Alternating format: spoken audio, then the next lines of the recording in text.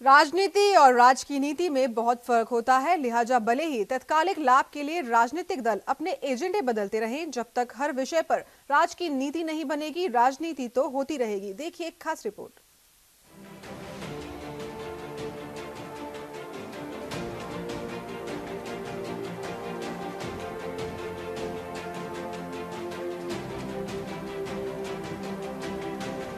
व्यवस्थाएं नीतियों, नियमों और परंपराओं से नियंत्रित होती हैं, तो सकारात्मक परिणाम देती है। इसके उलट वही व्यवस्था नकारात्मक असर भी दिखाती है, अब चाहे वो आर्थिक, धार्मिक और सामाजिक हो या फिर राजनीतिक।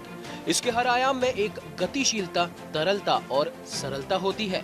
परिवर्तन की संभावनाएं होती हैं, लेकिन जब किसी व्यवस्था के बदलाव में विसंगतियां दिखाई देती हैं, कोई नीति या स्पष्ट विचार नहीं होता, तो समस्याएं तो उभरेंगी ही। किसानों की कर्ज माफी का मसला भी कुछ इसी तरह का है। ये विषय राजनीति का आधार तो बन सकता है, लेकिन राज की नीति नहीं बनने के कारण हमेशा ही विवादों में रहा। स्थायी रूप से जब तक राज की नीति में किसानों को ऋण मुक्त करने का संकल्प दिखाई नहीं देगा, तब तक किसान ठगा जाता रहेगा। और अभी जितने भी राजनीतिक दल हैं, जितने भी राजनीतिक पार्टियां हैं, वे सभी केवल और केवल किसान को ठगने के लिए अपनी बातें बोलती है, घोषणाएं करती है और राज में आने के बाद वे उनको छोड़ जाती है। कांग्रेस, भाजपा हो या फिर कोई अन्य दल, सभी ने किसानों के हितों से जुड़े मामलों को अपनी राजनीतिक ताकत के रूप में इस्तेमाल किया।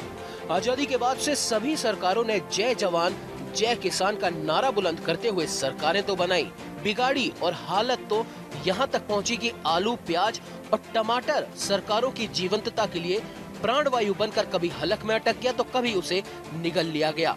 लेकिन अफसोस इस बात का रहा कि आज तक किसानों की उपज का उचित मूल्य न मिलने के कारण वे कभी उसे सड़कों पर बिखेर कर सरकार की नीतियों का विरोध करते हैं, तो कभी आत्महत्या कर ईश्वर की बनाई व्यवस्था को चुनौती देते हैं।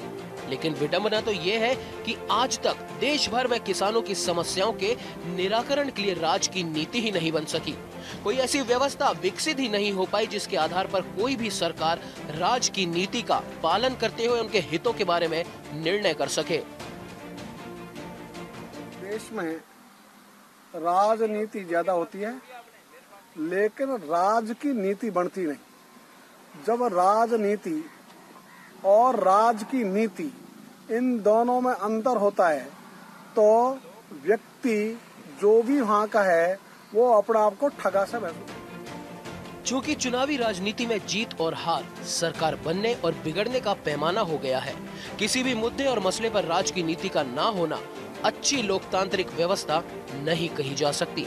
ऐसे में सरकार चाहे किसी भी दल की बने, एक बार विपक्ष के साथ मिलकर बैठकर किसानों के बारे में हो या फिर शिक्षा, चिकित्सा, उद्योग, व्यापार और व्यवसाय या फिर अन्य विषय, सभी विषयों पर राज की नीति बन जाए तो फिर हर सरकार उस पर अमल करेगी।